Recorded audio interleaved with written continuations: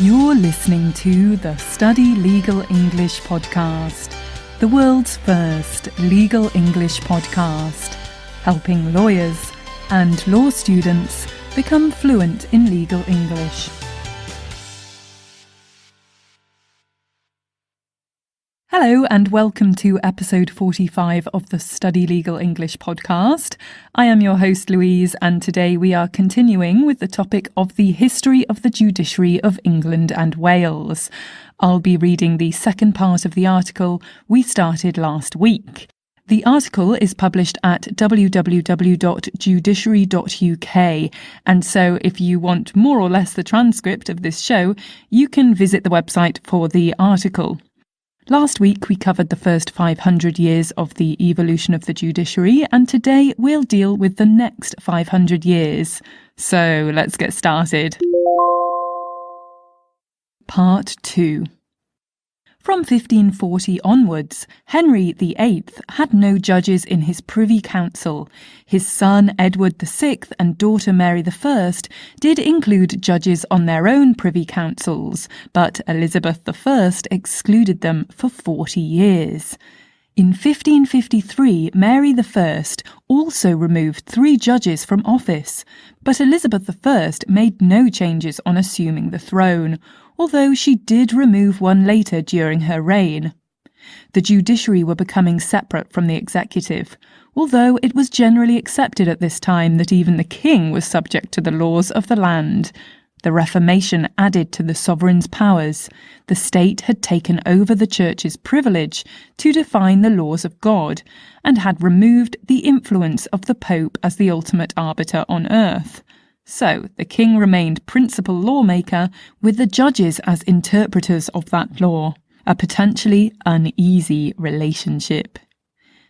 Meanwhile, by the Elizabethan and early Stuart periods, assize judges on the 6 circuits in England were mainly dealing with the most serious crimes not normally handled by the local Court of Sessions run by justices of the peace. They also took a role in local administration, although this was much reduced following the English Civil War. A risky business. On the face of it, the judiciary was becoming steadily more independent.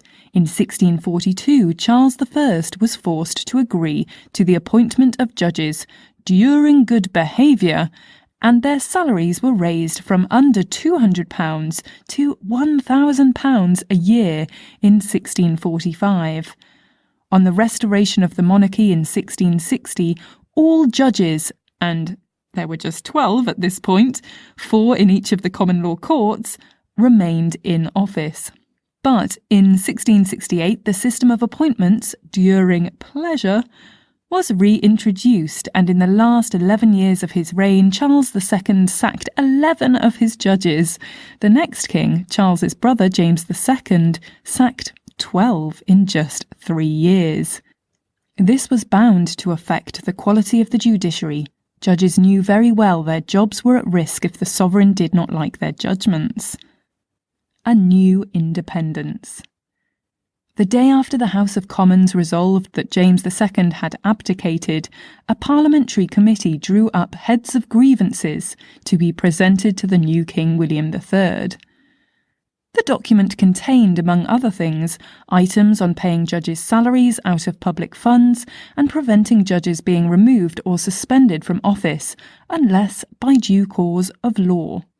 These grievances eventually appeared in much the same form in the Act of Settlement 1701 and have remained in place ever since. When common law failed. Mirroring developments in the role and independence of judges were changes to the avenues of redress open to aggrieved parties. The common law system was an improvement on what had gone before, but it was still slow, highly technical, making procedural mistakes that could ruin a case all too likely, and vulnerable to corruption, especially when juries were used. Fortunately, those who felt they had been failed by the common law system could still petition the king with their grievances. Gradually, these cases were delegated to the King's Council and eventually to one individual, the Lord Chancellor.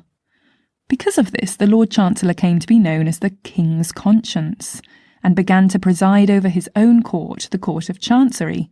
This dealt only with civil disputes, for example, property and contract cases, and applied the law of equity, even-handedness, or fairness. By the time of Henry VIII, the Court of Chancery had become a rival to the common law courts, but as the years went by, the Court of Chancery began to be known for the same problems it had been set up to combat: expense and delay. Also, the Lord Chancellor was free to give whatever ruling he liked in a Chancery court, unbound by the law, which made it almost impossible for lawyers to advise their clients correctly. Changes to the system. It was not until 1830 that there was any change to the nearly 300-year-old assize courts. By the Law Terms Act of that year, the Court of Great Sessions was abolished and the Welsh counties and Chester were brought into the General Circuit system. Shortly afterwards, the new Central Criminal Court was set up, unifying the administration of justice in London and surrounding areas. In 1856, judges of the Central Criminal Court were also given the right to hear cases outside the court's ordinary jurisdiction, to ensure a fair trial where local prejudice existed, or when it could offer an early trial and so avoid the delay involved in waiting for the next assizes.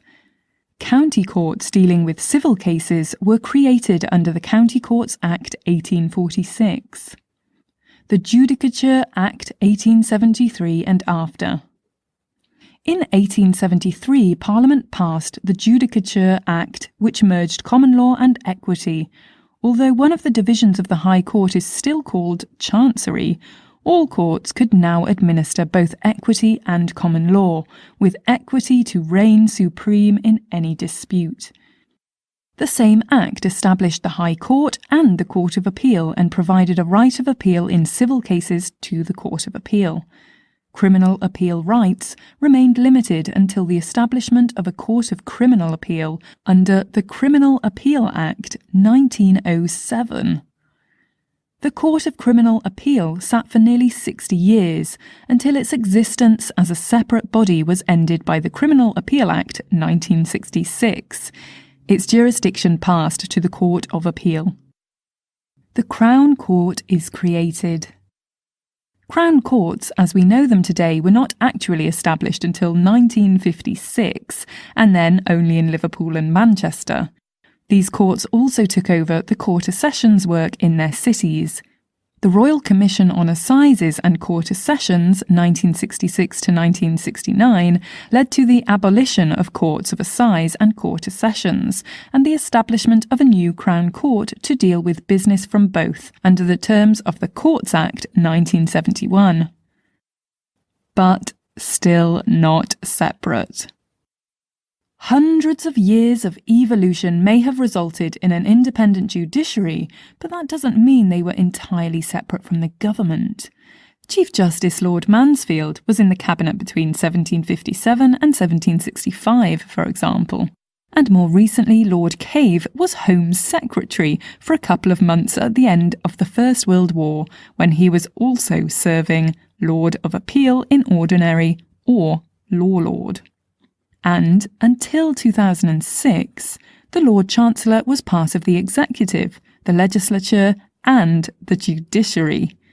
The Lord Chancellor's role changed drastically on April 3, 2006, as a result of the Constitutional Reform Act 2005. This latest major change to affect the judiciary has been described as the most significant since the Magna Carta. The Act establishes the Lord Chief Justice as President of the Courts of England and Wales and Head of the Judiciary, a role previously performed by the Lord Chancellor. For the first time, an express statutory duty is placed on the Lord Chancellor and other ministers of the Crown to protect the independence of the judiciary. For the first time in its 1,000-year history, the judiciary is officially recognised as a fully independent branch of the government. Great. So that's the end of this episode. Next time, we'll be looking at an overview of the court system which exists today. Don't forget that as a Podcast Pro member, there are lots of resources for you at studylegalenglish.com/episode 45.